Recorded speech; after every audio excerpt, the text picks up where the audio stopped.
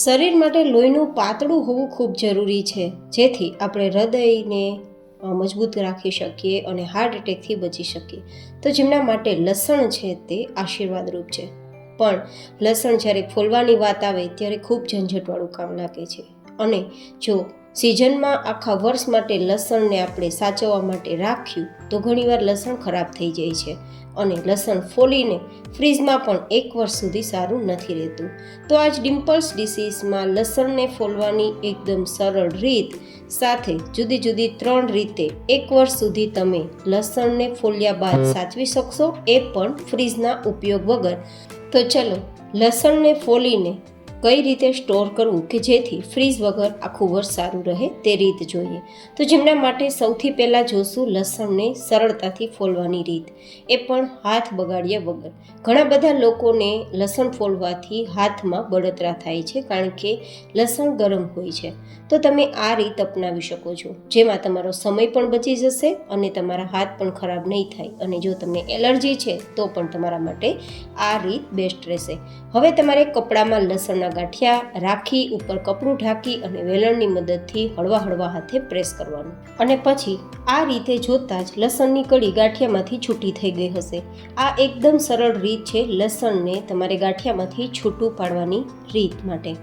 તો હવે આપણે ફોતરા અલગ કરી લીધા છે અને આપણી જે કળી છે તે પણ અલગ થઈ ગઈ છે. પણ હવે ઘણીવાર એવું થતું હોય કે લસણ ફોલવાનો સમય ના હોય, અથવા તો ઘણા બધા લોકોને લસણ ફોલવાથી એલર્જી થતી હોય, અથવા તો આખું વર્ષ દરમિયાન જો તમે આ જ રીતે લસણની કળી કે લસણના ગાંઠિયા સાચવો તો પણ ખરાબ થઈ જતા હોય.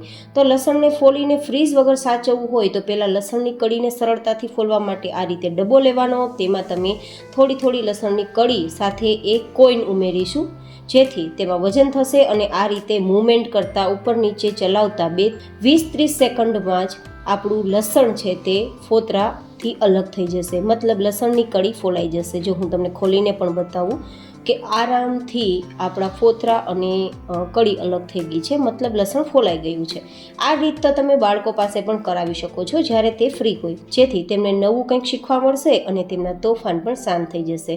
તો આ રીતે તમે લસણની કળીને અલગ કરી શકો છો. તો આ રીતે બધું જ લસણ જ્યારે ફોલાઈ જાય પછી જો તેને તમારે સ્ટોર કરવું હોય એ પણ ફ્રીઝ વગર, તો જુદી જુદી 3 રીત હું તમને આજે બતાવું છું. તો જેમના માટે સૌથી પહેલાં તો આપણે જે લસણની કળી છે તેને આપણે નાના નાના ટુકડામાં સમારી લેવાની છે.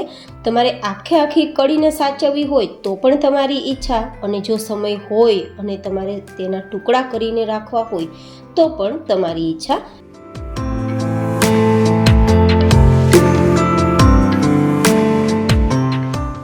તો હવે આ ટુકડા બધા જ તૈયાર થઈ ગયા બાદ હું તમને પહેલી મેથડ બતાવું. તો હવે આપણે પહેલી મેથડ એ રહેશે કે આ લસણની કળીને કોઈ પણ કોટનના કપડામાં અથવા તો કાણાવાળી પ્લેટમાં એકદમ પાતળું પાતળું પાથરી અને તડકે સૂકવી દેવાનું છે. માત્ર 1-2 દિવસની અંદર આપણી આ કળી ડ્રાય થઈ જશે અને પરિણામે આપણે તેને સ્ટોર કરી શકશું.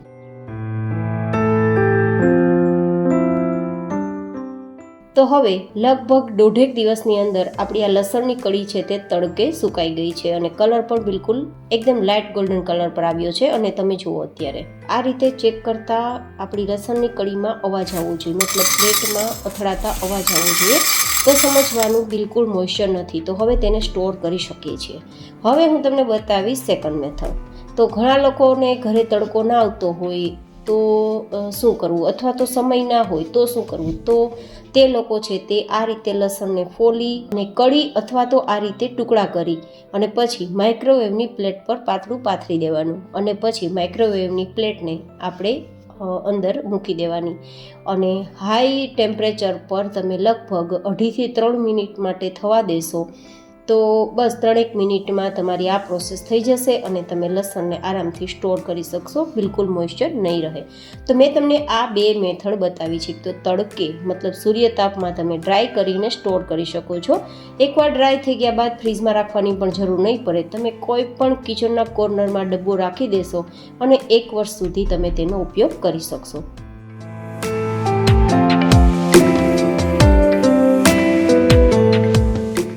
તો લગભગ 3 મિનિટ પછી તમે જોઈ શકો છો કે એકદમ ડ્રાય થઈ ગયું છે. જો જેવી રીતે સૂર્યતાપમાં ડ્રાય થયું હતું ને તે જ રીતે આમાં પણ ડ્રાય થઈ જાય છે.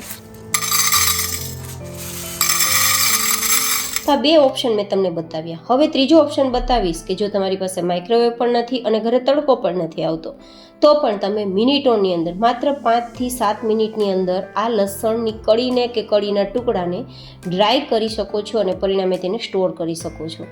તો હવે આપણે શું કરશું કે આપણા આ ટુકડા છે ને તેને આપણે ગેસ ફ્લેમ પર ડ્રાય કરીશું. કઈ રીતે? તો જેમના માટે આપણે લેશું અહીંયા થોડું નમક. તમે અહીંયા નદીની રેતી પણ લઈ શકો છો, પણ આજકાલ રેતી મળવી ઘણા લોકોને મુશ્કેલ થઈ જાય છે.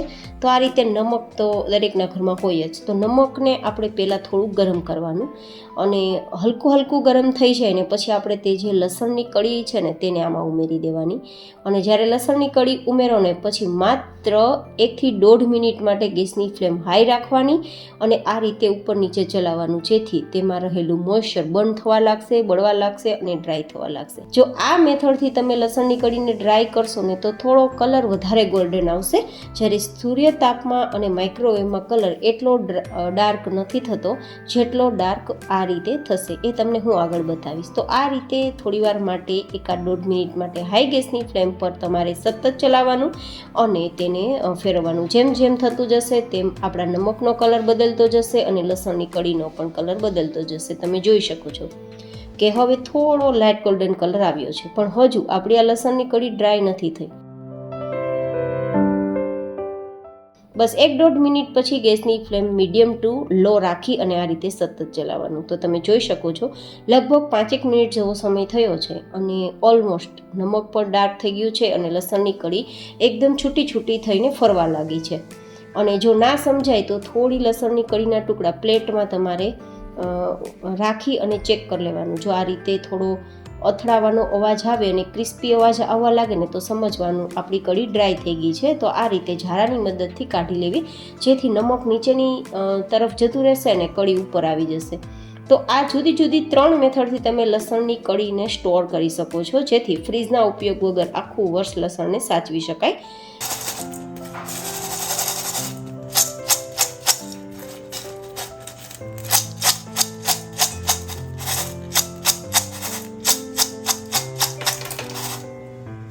છે ને પરફેક્ટ.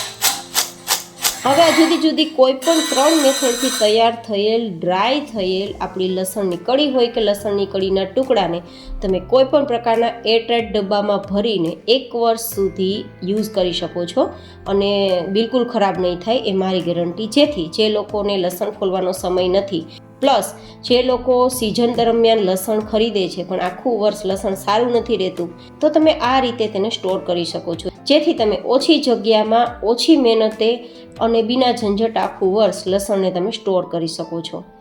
હવે તમારે લસણની કળીને સ્ટોર કરવી હોય તો પણ તમારી ઈચ્છા, અને જો તમારે લસણનો પાવડર તૈયાર કરવો હોય તો બસ આ કળીને મિક્સરમાં ઉમેરી પાવડર તૈયાર કરી અને પાવડરને સ્ટોર કરી શકો છો. તમે કોઈ પણ વેરાયટીમાં 1/2 થી 1 ચમચી જેટલો પાવડર ઉમેરશો તો લસણની ચટણીનું કામ કરશે. તો છે ને એકદમ સરળ રીત લસણને આપણે સાચવવાનું, બિલકુલ ખરાબ ના થાય તે રીતે. તો જરૂર અપનાવજો અને અપનાવો તો તમને મારો આ આઈડિયા કેવો લાગ્યો એ પણ મને જરૂર ફીડબેક શેર કરજો. ફરી વળીશું એક નવી જ હેલ્ધી રેસીપી સાથે. ત્યાં સુધી stay healthy and stay happy.